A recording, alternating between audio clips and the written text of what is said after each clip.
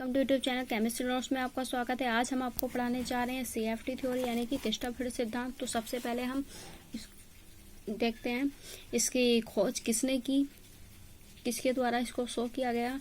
तो इस सिद्धांत का प्रतिपादन सर्वप्रथम H. ब्रेथे तथा आइवेन ब्लैक ने 1932 में किया था और इस सिद्धांत को मुख्य रूप से क्रिस्टलों पर लागू किया गया, जिसके कारण इसे क्रिस्टलों के नाम पर ही क्रिस्टल फील्ड थ्योरी का नाम दिया गया या क्रिस्टल फील्ड थ्योरी इसको कहा जाता है। अब इसके लिमिटेशंस हम देखते हैं। तो आइए लिमिटेशंस देखते हैं। आयनिक क्रिस्टलों के लिए प्रतिपादित किए जाने के कारण इसे क्रिस्टल क्षेत्र सिद्धांत कहा जाता है। इसमें दो लेयर्स होती है, यानी कि एक में लिगेंड्स पाए जाते हैं और दूसरा होता है धातु लिगेंड्स। इसमें लिगेंड्स और धातु लिगेंड्स दोनों पाए जाते हैं, जबकि और धातु लिगेंड्स के पास जब जाते हैं तो उसका एनर्जी लेवल जो है वो बढ़ जाता है। जैसे क्या, इसमें दो स्टेट होती हैं, स्टेट फर्स्ट और स्टेट सेकंड। स्टेट फर्स्ट में हमारे 5 ऑर्बिटल्स होते हैं, यानी कि dxy, dxz, dyz, dxz², dx² minus y²। वैसे ही जब ये स्टेट 1 यहाँ पर लागू होती है तो ये यहाँ पर 2 में बढ़ती है और फिर यहाँ पर 2 स्टेट में बढ़ जाती है। ठीक है।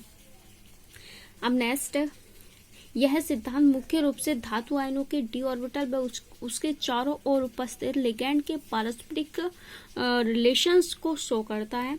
नंबर 2, धातु आयनों के कांटेक्ट में आने के कारण, संपर्क में आने के कारण लिगैंड्स का ऋण सिरा धातु आयन की ओर अग्रसर हो जाता है, यानी कि अटैक हो जाता है।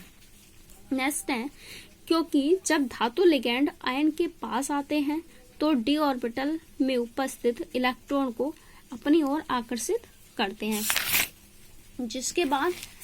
जिसके कारण ऑर्बिटल में एनर्जी में वृद्धि होने पर वह स्टेट फर्स्ट से स्टेट सेकंड, यानी कि फर्स्ट स्टेट से सेकंड में चला जाता है और d ऑर्बिटल का विभाजन हो जाता है, जिसे क्रिस्टल क्षेत्र विभाजन कहते हैं। कभी कभी इस पर भी क्वेश्चन आ जाता है कि क्रिस्टल क्षेत्र विभाजन क्या होता है, इसको समझाइए, तो हमें यही लिखना है।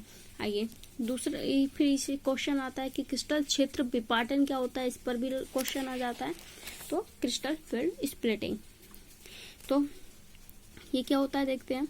5 समान ऊर्जा वाले d ऑर्बिटल के निकट लिगैंड के पहुंचने से अलग अलग ऊर्जा वाले ऑर्बिटल में विभाजन क्रिस्टल फील्ड स्प्लिटिंग कहलाता है, यानी कि अलग अलग ऑर्बिटल्स को जो बांटता है, यानी कि विभाजन करता है, उसी को हम क्रिस्टल फील्ड स्प्लिटिंग कहते हैं। कैसे करता है, देखो यहाँ पे स्टेट फर्स्ट है, यहाँ पर हमारे 5 ऑर्बिटल्स हैं, यहाँ पर भी हमारे 5 ऑर्बिटल्स हैं, बिल्कुल सेम है, लेकिन जब यहाँ से इसका एनर्जी लेवल यहाँ पर जाता है तो ये 2 उसमें बढ़ जाता है, जिसको एक को मानते हैं EG और दूसरे को मानते हैं T2G। और इनके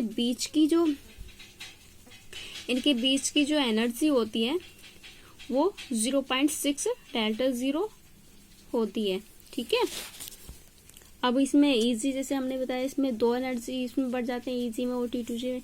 EG ग्रुप क्या होता है, EG ग्रुप के अंतर्गत dz² dx² माइनस y² आते हैं, जैसे आपने हाइब्रिडाइजेशन में पढ़ा होगा कि dz² और dx² माइनस x² y² क्या होता है। ठीक है। तो इनका जो ज्योमेट्री होती है वो इस टाइप की होती है। इसे अक्षीय विन्यास भी कहते हैं, क्योंकि इस विन्यास में ऑर्बिटल्स के लेवल्स अक्षों के सहारे पाए जाते हैं, इसलिए इसे EG और ग्रुप्स कहा जाता है। वैसे ही T2G ग्रुप्स है। इस ग्रुप्स के अंतर्गत dxy, dyz व dzx ऑर्बिटल्स आ जाते हैं। इनका जो ज्योमेट्री है वो इस टाइप्स की होती है। इसको भी आप ऐसे हाइब्रिडाइजेशन के रूप में आप BSc फर्स्ट ईयर में 12th में पढ़ चुके हैं। तो बहुत बहुत धन्यवाद आपका। उम्मीद है आपको समझ में